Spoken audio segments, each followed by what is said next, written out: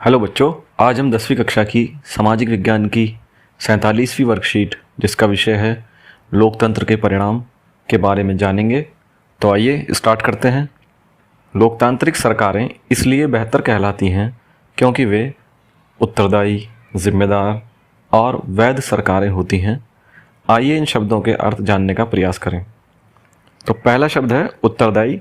यह सरकारें अपने फैसले लेने की प्रक्रिया में निश्चित किए गए नियम, कायदों और प्रक्रिया को मानने के लिए उत्तरदायी होती हैं। इससे फैसलों के बेहतर होने की संभावना होती है, जैसे इन्हें विधायिका और विपक्ष का सामना करना ही होता है। तो ये सरकारें कोई भी फैसला, कोई भी निर्णय लेने के लिए संविधान में निश्चित किए गए नियम, कायदे, कानूनों का पालन करने के लिए जवाबदेह होती हैं। इन सरकारों द्वारा जो भी फैसले लिए जाते हैं उन्हें एक लंबी प्रक्रिया से गुजरना पड़ता है और इन सरकारों को विधायिका यानी संसद और विपक्ष दोनों का ही सामना करना पड़ता है। ये सरकारें संसद के प्रति जवाबदेह होती हैं और जनता के प्रति भी जवाबदेह होती हैं, क्योंकि मीडिया के माध्यम से जनता के सवालों के उत्तर सरकारों को देने होते हैं। दूसरा शब्द है जिम्मेदार। लोकतांत्रिक सरकारें अपने लिए गए फैसलों के परिणामों के प्रति भी जिम्मेदार ठहराई जाती हैं। उन्हें आंदोलनों और चुनावों का सामना करना पड़ता है, जिसमें उन्हें जिम्मेदार मानकर जनता उनके प्रति अपना निर्णय लेती है। यानी ये सरकारें जो भी निर्णय लेती हैं, जो भी फैसले इन सरकारों के द्वारा लिए जाते हैं, उनके परिणाम क्या होंगे उसके लिए इन सरकारों को ही जिम्मेदार ठहराया जाता है। और कोई भी फैसला या किसी भी फैसले के परिणाम अगर जनता के खिलाफ होते हैं तो जनता सरकार के खिलाफ आंदोलन करती है, तो सरकार को जनता के आंदोलनों का सामना करना पड़ता है। साथ ही अगले चुनावों में जनता सरकार के किए गए फैसलों के आधार पर ही अपना निर्णय लेती है। लोकतंत्र में हर एक सरकार को चुनाव का सामना भी करना पड़ता है, क्योंकि हर सरकार ये चाहती है कि वह चुनाव जीते, इसलिए ये सरकारें आमतौर पर जनता के हित में ही फैसले लेती हैं। तीसरा शब्द है वैध। लोकतांत्रिक सरकारें निश्चित रूप से अन्य शासनों से बेहतर हैं, क्योंकि ये वैध शासन व्यवस्था हैं, क्योंकि यह लोगों की अपनी शासन व्यवस्था है, लोगों ने स्वयं इसे चुना है। इसलिए आज पूरी दुनिया में इन सरकारों की सशक्त उपस्थिति है और लोगों का समर्थन प्राप्त है। यानी लोकतांत्रिक सरकारें अन्य किसी भी शासन व्यवस्था से बेहतर होती हैं, क्योंकि लोगों ने इन्हें स्वयं चुना होता है। और क्योंकि लोग इन्हें स्वयं चुनते हैं, इसलिए अपनी सरकारों को पसंद करते हैं, अपनी सरकारों का समर्थन करते हैं। और क्योंकि ये जनता द्वारा चुनी जाती हैं, इसलिए जनता ही इनकी वैधता की एक प्रकार से गारंटी होती है कि हाँ, ये सरकारें अपने आप में न्याय संगत हैं। सत्ता चलाने का अधिकार इनको स्वयं जनता ने दिया है।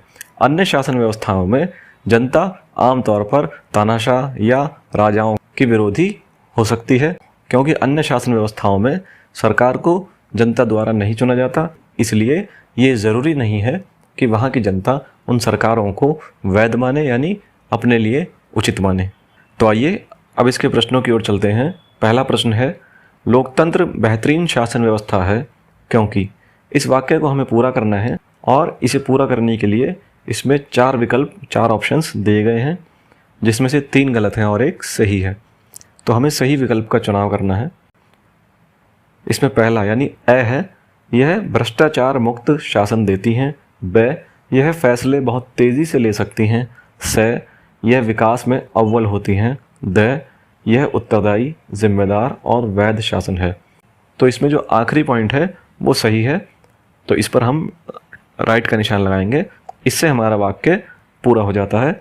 यानी लोकतंत्र बेहतर शासन व्यवस्था है क्योंकि यह उत्तरदायी, जिम्मेदार और वैध शासन है। दूसरा प्रश्न है, आपको कोई चीज़ इसलिए प्रिय है क्योंकि आपने उसे बनाया है। क्या लोकतंत्र भी ऐसा ही है? उदाहरण सहित बताइए। तो कोई भी चीज़ जो व्यक्ति स्वयं बनाता है वो उसको अधिक प्रिय होती है अन्य दूसरे लोगों के बनाई हुई चीज़ों से।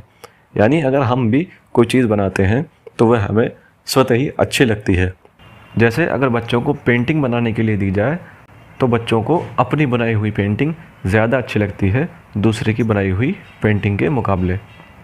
और अगर उस पेंटिंग को घर पर लगाने के लिए दे दिया जाए तो घर पर जब भी कोई मेहमान या दोस्त आएंगे तो बच्चे उस पेंटिंग को ज़रूर उन्हें दिखाकर ये कहते हैं कि ये पेंटिंग मैंने बनाई है। तो क्योंकि वो पेंटिंग बच्चे ने स्वयं बनाई होती है इसलिए उसे वे दूसरों की पेंटिंग से ज़्यादा अच्छी लगती है। बिल्कुल ठीक इसी तरह लोकतंत्र है, क्योंकि लोकतंत्र में सरकारें हमने खुद बनाई होती हैं, इसलिए ये सरकारें हमें अन्य सरकारों के मुकाबले ज़्यादा पसंद आती हैं। तीसरा प्रश्न है, अगर लोकतांत्रिक सरकारों को विधायिका, विपक्ष या चुनावों का सामना न करना पड़े तो क्या होगा?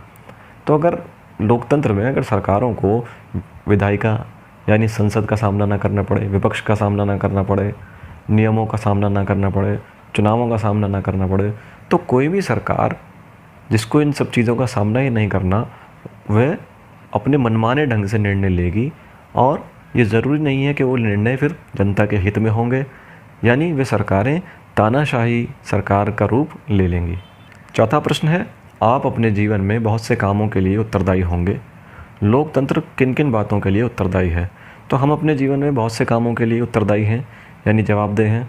जैसे हम अपने घर पर रहते हैं तो हमें अनेक सारे कार्य, अनेक सारी जिम्मेदारियां सौंपी गई होती हैं और हम उन जिम्मेदारियों को पूरा करते हैं या नहीं करते, इसके लिए हम अपने माता पिता को जवाबदेह होते हैं। जैसे हमने पढ़ाई की या नहीं की, माता पिता हमसे पूछते हैं और हम उन्हें जवाब देते हैं। इसी प्रकार से लोकतंत्र भी अनेक बातों के लिए जनता के प्रति उत्तरदायी होता है। जैसे लोकतांत्रिक सरकारें जनता के अधिकारों को दिलाने के लिए उत्तरदायी हैं, जनता को शिक्षित करने के लिए उत्तरदायी हैं, समाज में शांति व्यवस्था बनाए रखने के लिए उत्तरदायी हैं, आर्थिक विकास के लिए उत्तरदायी हैं, सामाजिक विकास के लिए उत्तरदायी हैं, देश की रक्षा के लिए उत्तरदायी हैं। तो अनेक उत्तरदायित्व लोकतांत्रिक सरकारों को निभाने होते हैं। धन्यवाद। और वीडियोस देखने के लिए इस चैनल को सब्सक्राइब करें।